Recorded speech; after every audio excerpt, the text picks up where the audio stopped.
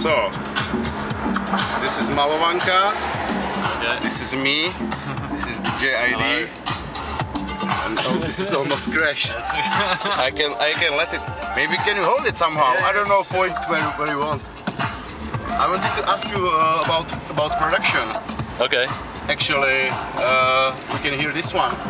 Yep. Was the plan to do this kind of music, or you just doing music and and you recognized that you like this kind of beat and stuff?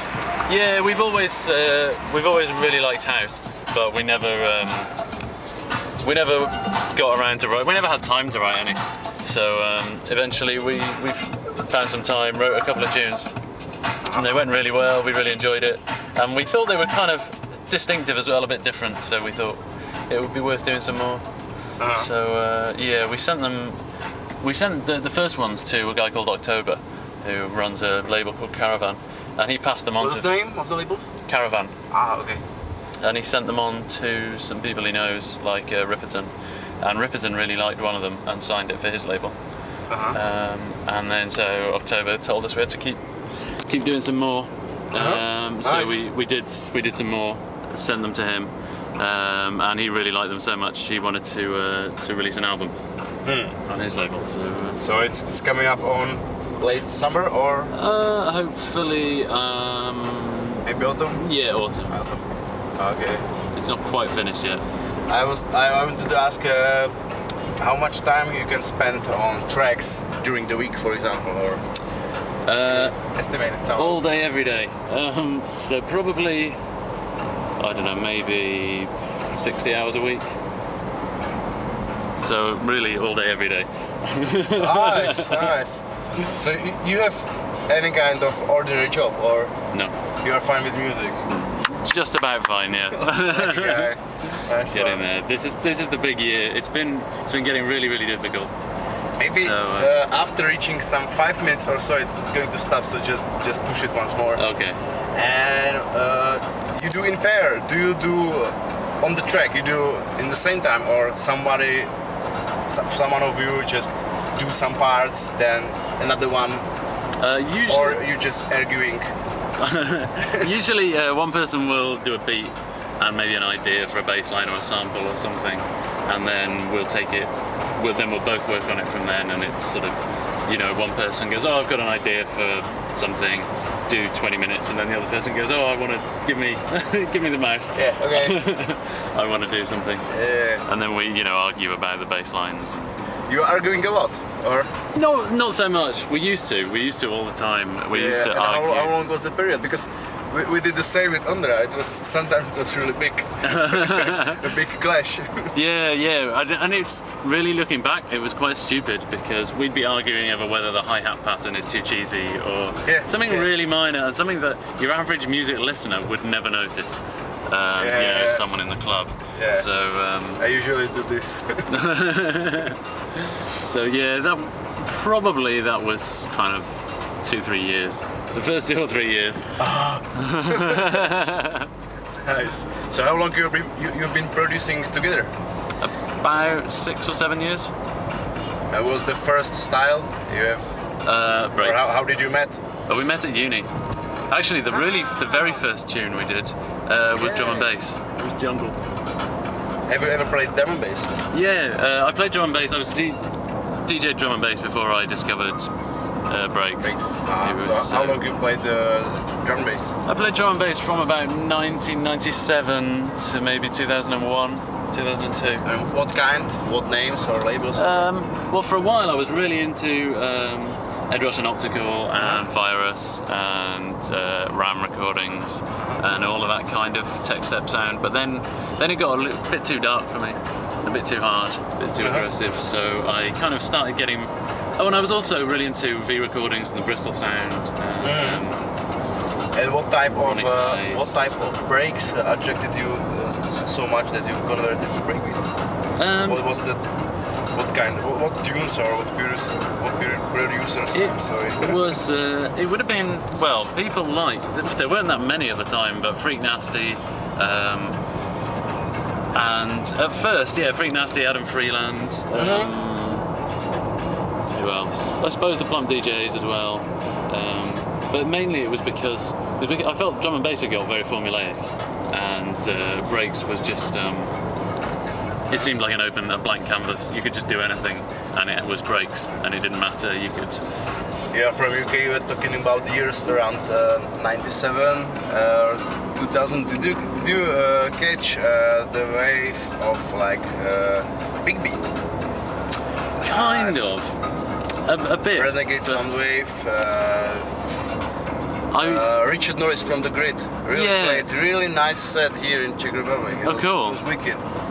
Yeah. I don't know the names actually, but I was kind of into that, but I was into it at first, and like the first records I ever bought were Big Beat, Lo-Fi All Stars, and Fatboy Slim, Chemical Brothers, Death in Vegas, people like that. But then when I got into drum and bass, I just kind of felt like drum and bass was more serious music, and Big Beat was a bit silly. Is it recording? Yeah. Nice. 6 minutes and 10. So we have left Malovanka. Right now we are heading to Zlíchov tunnel. Okay.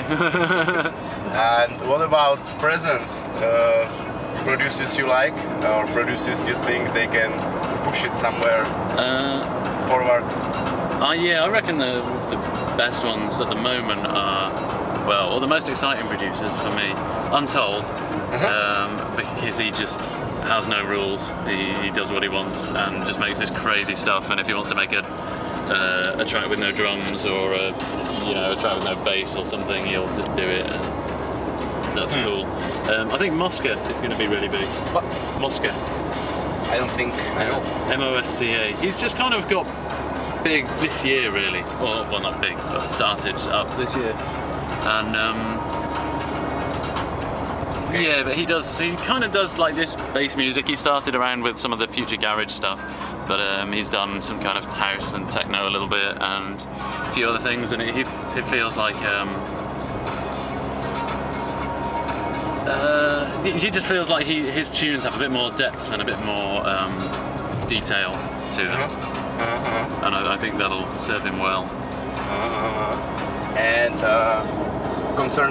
same question concerning styles. Do you know about some fusions of the style that can head somewhere? Yeah, I'm still into dubstep, but I feel like dubstep has it's developing an identity now, and it's settling into the identity, and that makes it a little bit, I don't want to say boring, but maybe yeah, I know what you mean. Predictable in a way. I've went through today, and it's like crazy, because it was good like 2 years ago or so. You opened the new stuff in dubstep, and you get so many tunes like. And now we're just it feels like there's wobble, and there's deep, and there's two-step, and there's all these things, and they are what they are, and that's cool, and they're all good, but there are a lot of crap. Yes, there is a lot of shit. If you want to discover something there's new. Really a lot of shit. But it doesn't feel like there's stuff in dubstep now where you hear it and go, shit, what is that? And there used to be. And the other styles, like slower tempo maybe, or? Yeah, I think, actually, I think Balbinga's onto a really good thing at the minute. He's doing a lot of vocal ragga type dancehall stuff, okay. about 128, 130 BPM. Bass dancehall? Yeah. Yeah, basically. And it's all about 130 BPM. I like the slow tune or your bass music sessions LP. Okay, There cool. is one small or two? Sure. There's one slow one. There's one around, I don't know, 100 or 120 or something like that. 105, 90? I think. Yeah, I think it's Raise the Bones, or it's got the White Girl acapellas. I have a problem when I buy an LP or so many tracks. I'm not able to catch all the names. I'm the same. Yeah, but it's a pretty good track. Thanks. Played yesterday. So, and how do you feel today?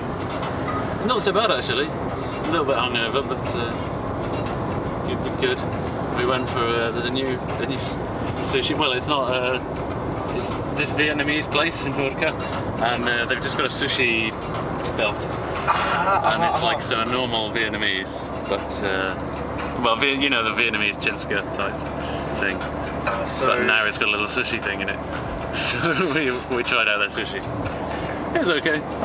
I hope it won't be so cloudy as it's told to be. Yeah. We'll see. So, Grey. So, any special shout out for Basstrap show listeners? Oh. Luckily, it won't fit with the show because it's next week. Right. On the spot. So you missed it once again. Oh shit! I'm sorry. So maybe next time. You plan any other visit in Czech Republic right now, or? Nothing concrete. I'd like to come back maybe October. Okay. Yeah, I'm busy August, September, but Okay. I really like Prague in October. Where do you continue right now? Returning to England? Yeah, back to Bristol. Yeah.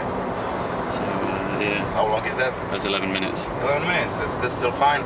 Maybe you were writing me nice things about Bristol scene.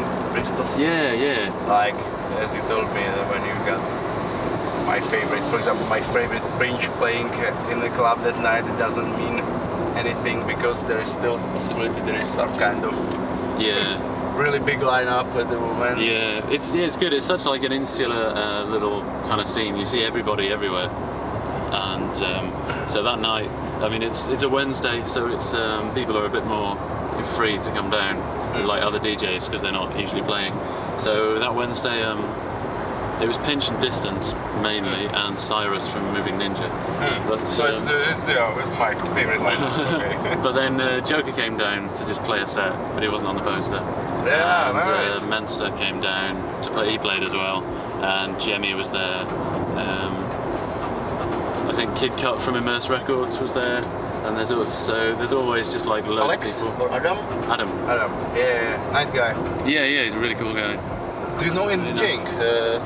I've not seen him play actually, no.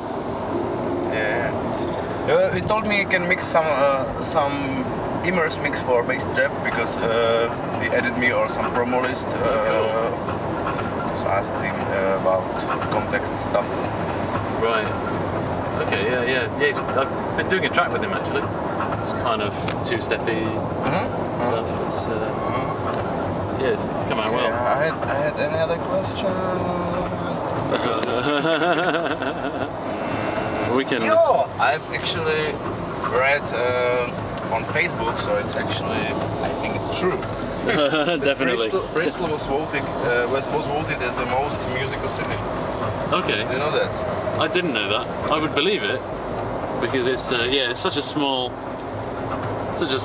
city really. It's only 500,000, but there's so much going on. There's so many events, and just like say 2 weeks ago, there was the St. Paul's Carnival. The St. Paul's Carnival. St. Paul's is an area in Bristol, and it's kind of the West Indian Jamaican sort of area, and it's been having this carnival every year for about 40 years, and it's really cool.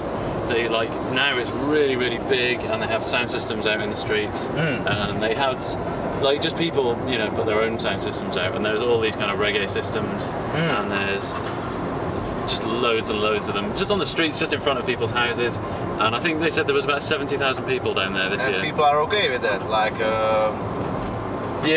I don't know, I cannot imagine that in Prague.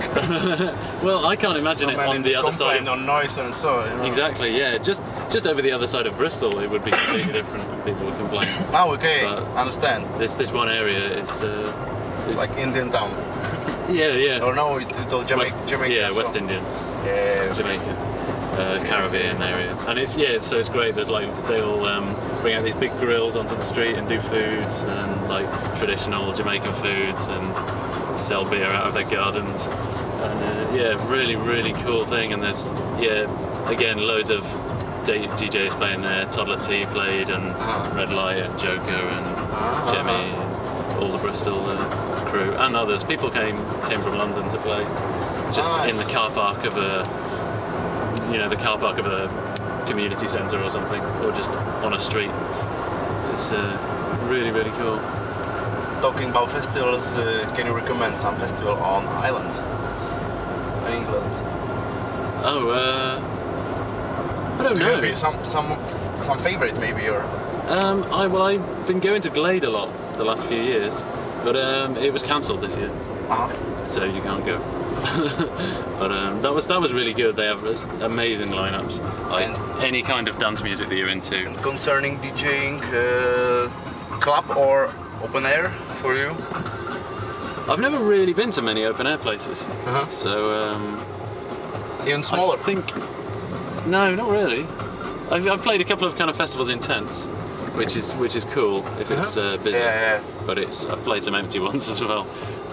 But I think the it's best. not open air at all. No. Yeah.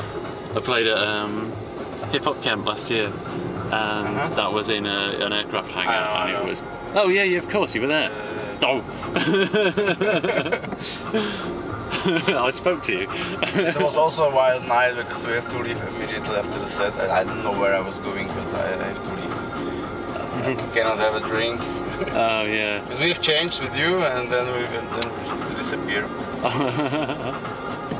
So we'll see today. And what do you think about Outlook Festival in Croatia? That sounds amazing. I really want to go. Yeah, it looks cool. A load of people went last year, and they all said it was really, really good. Yeah, it was really nice atmosphere. I hope I can make it this year. It's really good. Oh, cool! You went last year. Yeah. Awesome. We've been there, and we also been on a boat, on one of the boats. Okay. It's on afternoon, and it's really great. It's a small ship, like 100 people, and playing this dance binge, 2562 and Jack Sparrow. Oh, wow.